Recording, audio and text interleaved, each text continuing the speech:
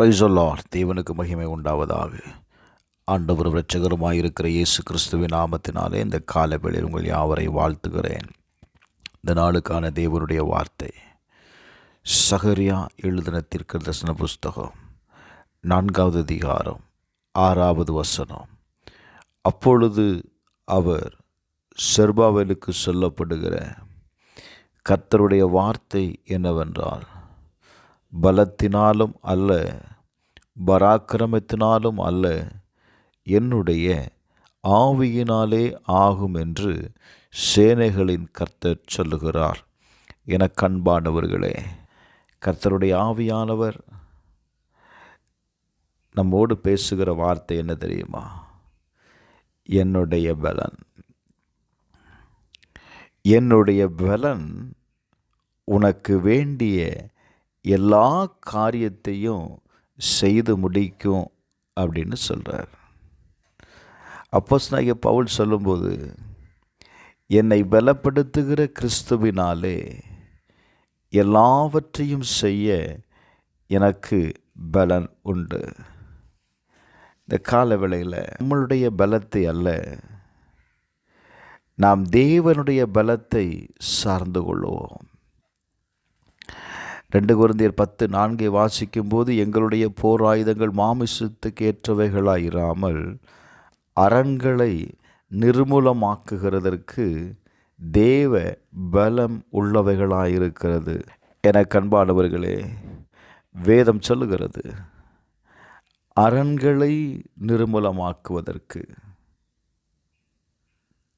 தேவ பலம் உள்ளவைகளாயிருக்கிறது. நீங்கள் மாமிசத்திற்கேற்றபடி சிந்திக்க வேண்டாம்.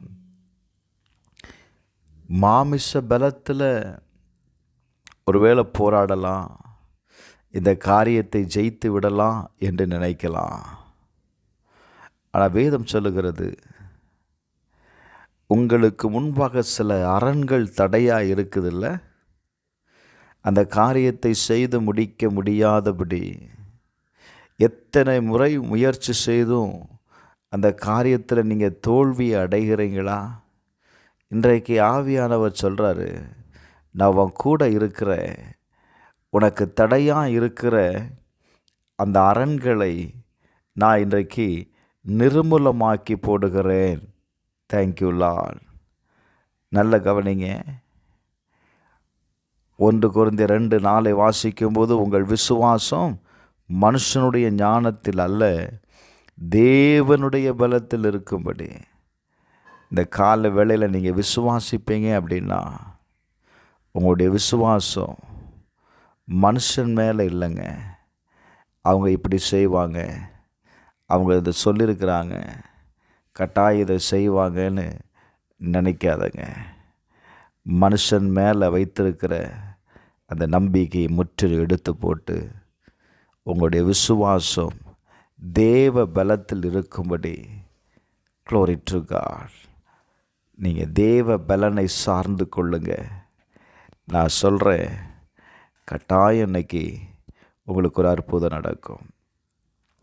2 நாளாக 32வது அதிகாரம் 7வது வசனத்தில், நீங்கள் திடன் கொண்டு தைரியமாக இருங்கள், அசரியா ராஜாவுக்கும் அவனோடு இருக்கிற ஏராளமான கூட்டத்திற்கும் பயப்படாமலும் கலங்காமலும் இருங்க. அவனோடு இருக்கிறதை பார்க்கிறோம், நம்மளோடு இருக்கிறவர்கள் அதிகம்.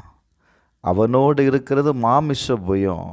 நமக்கு துணை நின்று நம்முடைய யுத்தங்களை நடத்த நம்மோடு இருக்கிறவர் நம்முடைய தேவனாகிய கர்த்தர் தானே என்று சொல்லி அவர்களை தேற்றினார். எனக்கு அன்பானவர்களே, எசேக்கியா சொன்ன இந்த வார்த்தைகளின் மேல் ஜனங்கள் நம்பிக்கை வைத்தார்கள். இந்த கால வேளையில் கர்த்தருடைய ஆவியானவர் சொல்லுகிறார், நான் உனக்கு பலனாக இருக்கிறேன். நான் உனக்கு பலனாக இருக்கிறதுனால, க்ளோரி டு காட், உனக்கு முன்பாக இருக்கிற எல்லா அரண்களையும் தகர்த்தெறியக்கூடிய பலனை நான் உனக்கு கட்டளையிடுவேன். இந்த கால வேளையில் கர்த்தருடைய ஆவியானவர் சொல்லுகிறார், மாமிச புயம் அல்ல, நான் உனக்கு துணை நிற்கிறேன். ஹல்லேலூயா. கர்த்தர் சொல்கிறார், நான் உனக்கு துணை நிற்கிறேன். இந்த நம்பிக்கையோடு இந்த வார்த்தையை நம்புங்க. இந்த வார்த்தையை நம்பி கடந்து செல்லுங்க. உங்களுக்கு முன்பாக இருக்கிற சில அரண்களை ஆவியானவர் இன்றைக்கு நிர்மூலமாக்குகிறதை நீங்கள் பார்ப்பீங்க. தடைகள் மாறுகிறதை நீங்கள் பார்ப்பீங்க. ஜெபிப்போமா. பரலோக பிதாவே, இந்த கால வேளைக்காக உமக்கு ஸ்தோத்திரம்.